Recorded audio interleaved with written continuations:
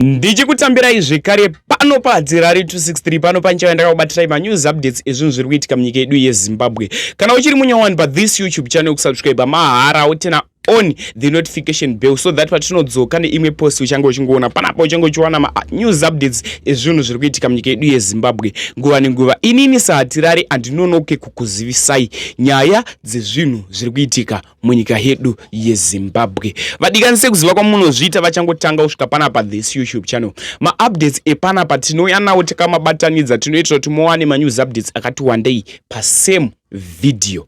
Malikes enyu akakosha futi zvikuru kune vachangotanga kutibata. Chekutanga tinokoshesa futi malikes nemacomments. First update yandinobatira muzuva ranhasi i-first update yekuchitungwiza yevanhu vari kukomplaina kuti isusu takaviga baba vedu ende kune vamwe vanhu vakavigwawo muarea iyoyo kuchitungwiza kuElo ndokaitika chiitiko ichi. Chidzi takavigwawo nababa vedu ende kune vamwe vanhu vakatovigwawo hama dzavo, asi pane umwe munhu 1 akavigwa ikoko uyo akakosheswa zvekuti vakabva vaparadza mumakuva vachisa road inonosvika paguva remunhu iyeye akakosheswa zvikuru.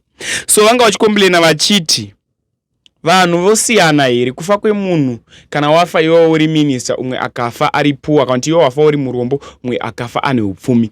Toparadzira mumakuva evamwewo vanhu vanoda kuzosvika vachivandudzira pamakuva ehama dzavo. Zvinoita here kuti muparadze muisa renyu kunge imba zihombe, muparadza makuva evamwe vanhu muchisanzira inonobuda kuguva remunhu wamunokoshesa iyeye. Isusu hama yedu tinge tichidawo kuti tigari tichiziva kuti apa ndopatakaviga baba vedu, apa ndopakavigwa ningi, asi makuva ese yawo amuna kumakoshesa, makaparadza muchiendesa kune guva remunhu 1. Vadikani ndinokumbira kuti zvanofunga mucomment section pamusoro pevideo ranoda kuti muone. After wapedza kuona this video wota zvaunofunga mucomment section. Vadikani zvinotosiririsa, zvinorwadza. Kwenyu zvirikowo here izvi zvaitika kuchitungwiza kuElo ndokaitika chiitiko ichichi. So zvanda kuita munguva inoi da kusiya muchiona video ro ndinobva ndazoka ndichitsudzura next update zviri kuitika munyika yedu yeZimbabwe kutanga kwemonth zvinorwadza. Padhuze apa pamwe tsoka apa. Wana road inoika ndekuenda kuguva revamwe vanhu vakakosha kudarika vamwe vanhu, ndozvazvinenge zvitoreva. Wana iroad ona matombo ese amuri kuona makuva evamwe vanhu ivaya, aya makuva evanhu but akakurwa akaswededzwa kuside kuti vasvike pane rimwe guva revamwe vanhu vanonzi vakakosha kuri nokuchitungwiza kuElo.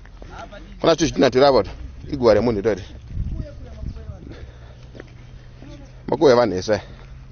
Munhu wacho ndiye iyu anonzi Nzira, akavigwa pake pakakosha pekuti vamwe vanhu vakakatwa. Muri kuona makuva evanhu ndiye Nzira akava kuvigwa apa. Iri guva remunhu iri rakatiswa rakatohafurwa ripakati. Iri guva remumwe munhu iri guva remumwe munhu futi iri rakahafurwa nepakati, concrete yakatopinda nepakati chaipo. Ona pese pari kutsika panapa makuva ese ane, makuva ese ari panapa pese pamuri kuona panapa kupinda akavharwa neguva raNzira iri. Kuona muri kuona tumotika ari kumo darari apa pangochena ipa pasina chena rikabva masanzo apa ndopana mudara ipa apa apa kuona chaipo zvakabva kare ne zvakabviswa nevanhu ipa apa ndopafana totanga kutonganza ipa patakavhura ipa handina o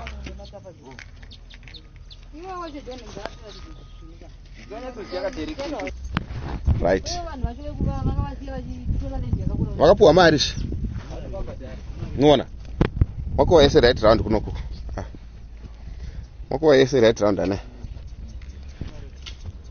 makuva akavharwa panapa nekuda kweguva remunhu 1 uyu madzibaba Pegneck Godfrey Nzira akazvarwa 1952 akavigwa 2011, akazvarwa December 1952 akavigwa October 2011. Handiti ndiye munhu anonzi ari special kudarika vamwe vanhu vese. Wakwana baba vedu akatotsitsirwa vamwe. Eji mese muno makuwa. Akavharwa nefence inoyi, akatovharwa nepakati, akatongofushirwa. We don't know how special he is. Zvekuti anosvika pakufushira vamwe vanhu. Murikuona? Inogore vamwe mese matikutsika muno makuwa ne. Makuwa esane. Pakangokurwa vakatokupa level rakuti vaite kuita pavo. We don't know how special he is. Maybe we get an answer to this. Ona. Iguwa. Matumba murikuona. Iguwa futi. But ese akadyiwa ne. Next update vadikani ndofunga wazvionera zviri kuitika kuElo. Ungavapo advice yekuti chii comment section. Asi zvinorwadza guva remunhu rasara rakangoiswa 2D pamusoro zvikuratidza kuti apa pane guva nekuisa tumahoko zvinoratidza kuti apa ndo pane guva remunhu. Next update dakubata nyaya yemacases eextent ematsaona aya ndiwo atekeshera munyika yedu yeZimbabwe kutanga kwemonth aringori masid news. Dauti kana une hama yako yanga ichibva kuChegutu yakuti unazotarisisa mota iyi nekuti vanhu ava ndichava blair. YouTube yedu haitibvumire kuti tiposte zvinhu zvine ropa kana kuposta munhu akafa panapa. Tinovharisirwa account yedu makazotadza kuwana manews updates kubva paHatirari 263. So mota iyi yanga ichibva kuChegutu, zvayanga ichibva kuChegutu yasvika ichirohwa padumbu negonyeti. Zvairohwa padumbu paside negonyeti. Padikani mukamota kadiki ikako hamuna munhu apona, vamwe vanga vakatsikirirwa musoro chaiyo negonyeti. Dakukuisirai video mota diki ndo mune vanhu vese vafa mugonyeti zviri kunzi akuvara amaniswa kuchipatara. Ndinoda kukuisirai video. Wapedza kuona video ndati pane pandichablair wotaura zvaunofunga mucomment section. Ndichipa yambiro kune avo vasati vafollowa Facebook page redu takabva kurivhura manje harisati raane vanhu vakawandisa strike. Ikoko tichange futi tichikanda manews updates ndiro rikubuda pascreen iriri. Kana kuenda kuFacebook kwacho unobva ngonoti Hatirari. Profile sera buda pascreen apapa ndo richabuda ikoko obva wagara wakafollowa kuitira kuti manews updates atichafumwaya futi ikoko wakatadza kuona kuno kuYouTube unomawanira ikoko. Ndatione video. Varume ndo zvaitika panapa izvi pa 10 km peg pa Bryden School pano paChegutu. It's a disaster zvaitika kunoko. NeDA Motors pano palambo. Uyu munhu atori pasi pazviri. Zvakaoma gentlemen. Zvakaoma. Mota yasvika pakuita ashes. These are the people wafira motikari izvozvi. Pakatooma varume. Gentlemen, kana pane hama dzavo dzakwira kamota aka kaibva Chegutu ameno kwanochibva ukoko. Disaster.